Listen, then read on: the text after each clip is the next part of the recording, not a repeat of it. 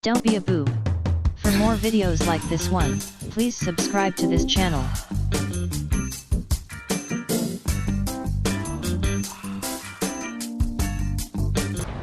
Welcome back into our continuing coverage of Winter Storm Uri. We are in for a round of winter weather and then another round of winter weather. It is going to be nonstop over the next week, and we are talking about the type of winter weather that we haven't seen in decades in places like Houston. I'm meteorologist Felicia, and I'm coming to you live from Houston, where we are under a winter storm warning, a wind chill warning, and a hard freeze warning. Now, here in Houston, where I am, we are not seeing that precipitation yet, and temperatures actually still well above freezing, or at least above freezing. We're sitting in the mid-30s. Feels like the mid-20s, though, when you factor in the wind. So you're starting to feel the impacts of that cold northerly wind. But off to our northwest around Katy, off toward the woodlands as well, starting to see some of that wintry precip filling in there. So there is going to be a bit of a northwest to a southeast gradient. You'll start to see that wintry weather off to the northeast or off to the northwest first, and then southeast it will fill in as we head through the later evening and overnight hours. So Katy, the woodlands, if you are traveling, say, from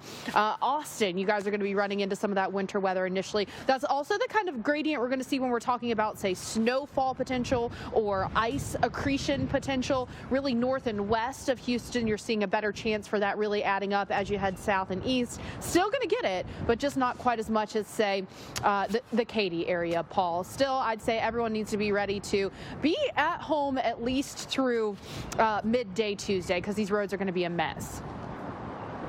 Yeah, and temperatures below freezing for maybe 36 hours there, including you in Houston. Thanks, Felicia.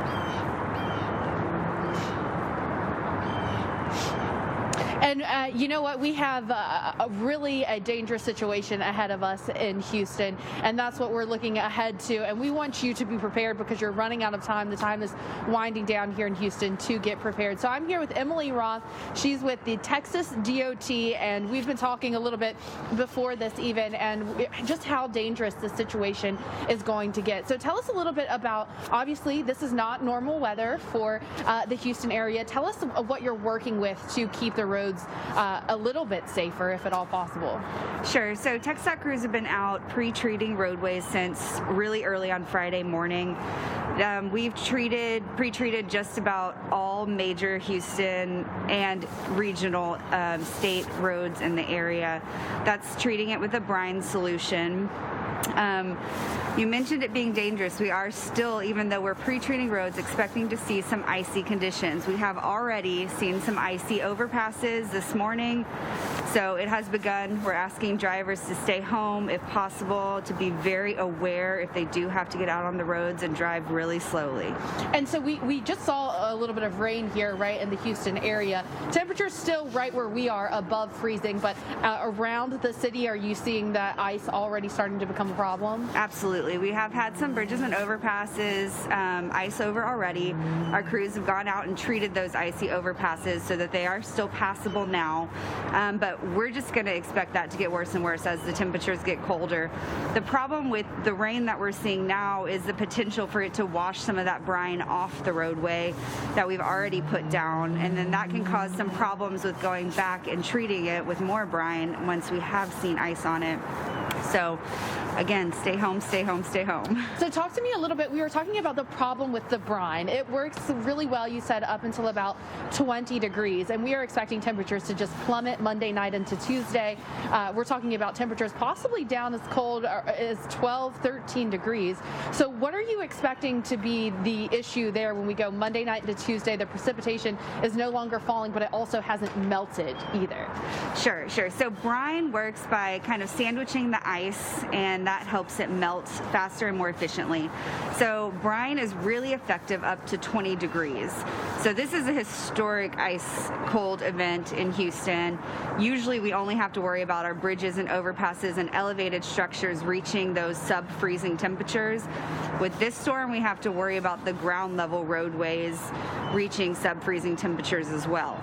So we pre-treat with brine, and then we go out once we see icy conditions, treat with another layer of brine to help break that up.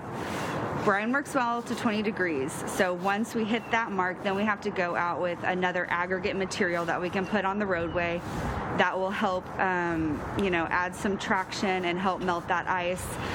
But you have to think, Houston freeway system is so expansive. We have a 20-lane freeway, 15-lane freeway, 14-lane freeway. So if all this ice accumulates on the roadway simultaneously, we were talking, a day or 2 days, right. Pretty much simultaneously, we're having to go out and think, how do we best do this? How do we prioritize what roadways? Our crews are going to have to go and treat all of these roadways at the same time. So, and that's nearly impossible. Right. So just because we're doing all this treatment, and we are going to continue to monitor and treat our roadways to the best of our abilities, we are still going to see ice on the roadways. And I understand no plowing capabilities. We're expecting a little bit of snow, especially as you look northwest of the city. There is no snow plows, right? It's pretty wild to even get that question. Right. In Houston, yes. We do not have snow plows in Houston. Realistically, even if we did have snow plows in Houston, we wouldn't have even turned them on in 30 years. So they might not even be functioning now. Yeah. So no snow plowing capabilities. So we are working with brine and aggregate materials here to help melt the ice once it accumulates.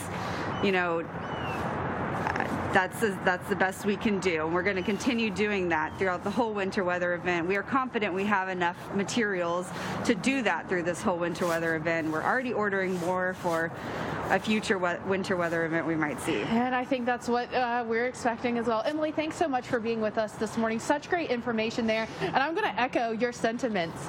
Just stay home. No matter what the DOT crews are doing, they're working in 24-hour shifts. They cannot keep all of these roads clear when you're talking about such a wide event. So the best bet is to just stay home and stay safe. Paul, we cannot say that enough. You need to be ready to be in your home for more than 24 hours because these roads are going to be dangerous. And again, like they said, there's no snow plows. It's basically once the temperature gets to the Tuesday numbers, single digits, even the ice melt will not work at those temperatures. Great information. That's Felicia.